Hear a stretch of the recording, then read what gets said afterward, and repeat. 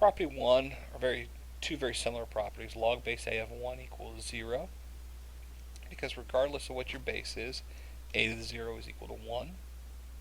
And similarly, log base a of a equals 1, because a to the first equals a.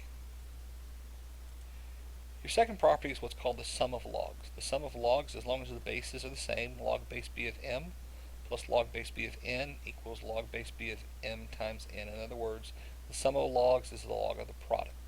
So if I'm adding two logs with the same base, I can combine them into a single log and multiply them. Let's look at an example where b is 2, our base is 2, m is 16, and n is 32. If I look on the left-hand side, log base b of m plus log base b of n is log base 2 of 16 plus log base 2 of 32. Log base 2 of 16 is just 4 because 16 is 2 to the 4th. Log base 2 of 32 is 5 because 32 is 2 to the 5th. And remember, logs just give you exponents. The right-hand side, log base b of m times n, log base 2 of 16 times 32 is log base 2 of 512, which is just 9 because 512 is 2 to the 9th power. Similarly, I have what's called the difference of logs. Log base b of m minus log base b of n is equal to log base b of m over n. So the difference of logs is the log of the quotient. Again, I'll use b is 2, m is 16, and n is 32. And if I look at the left-hand side, we again get log base 2 of 16 minus log base 2 of 32. Log base 2 of 16 is just 4 because 16 is 2 to the 4th. Log base 2 of 32 is 5 because 32 is 2 to the 5th. And if I look at the right-hand side, log base b of m over n is log base b of 16 over 32, which reduces to 1/2. And I know 1/2 is just 2 to the negative 1 power, so our two sides match up. I have another rule. It says log base b of m to the r equals r log base b of m. In other words, if I have an exponent inside my log, I can bring the exponent out front. So again, if I use b is 2, m is 8, r is 3, we'll look at the left-hand side. Log base b of m to the r is log base b of 8 cubed. And the base b is 2, so log base 2 of 512, again 512 is 2 to the 9th. So my answer is just 9. And on the right-hand side, I have r times log base b of m, so 3 times log base 2 of 8. Log base 2 of 8 is just 3 because 8 is 2 cubed. So 3 times 3 is 9. Now let's see how we can apply these. I want to expand this. I have log of 4x to the 9th over 2y to the 5th.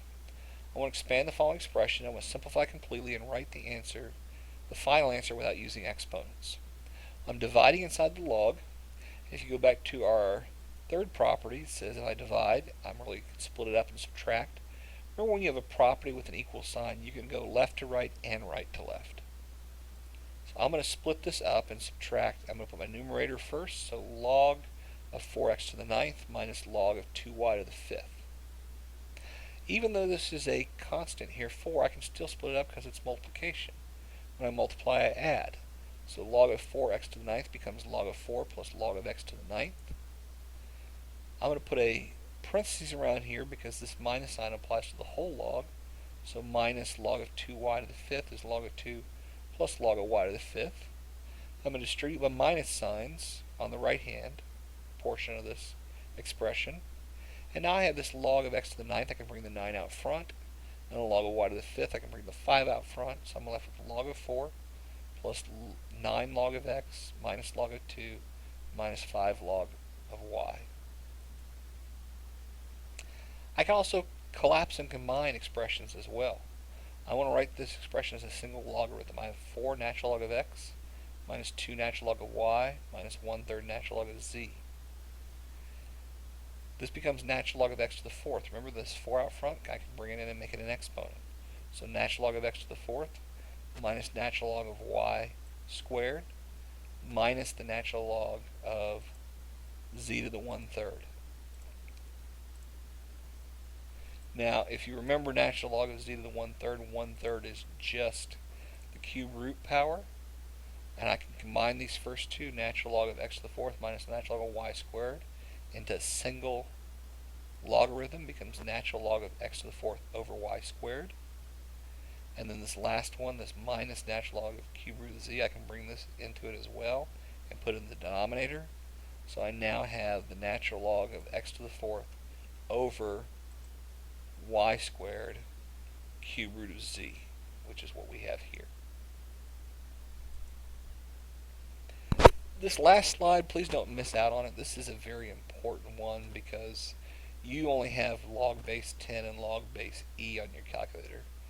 And so whenever you have a different log base aside from 10 or e, you need to be able to apply this simple change of base formula. We're going to assume a does not equal 1 and b does not equal 1, and x, and they're all real numbers, then log base a of x equals log base b of x over log base b of a. This works for all bases, but typically b is either going to be base 10 or base e, so you can use natural log or common log on your calculator. So let's look at an example. Log base 3 of 14 is the same as log base 10 of 14 over log base 10 of 3. This becomes 2.4021. We can plug this back in. 3 to this power should give us 14. But again, we cannot do this original problem initially because we do not have a base 3 on our calculator. Therefore, we have to use the change of base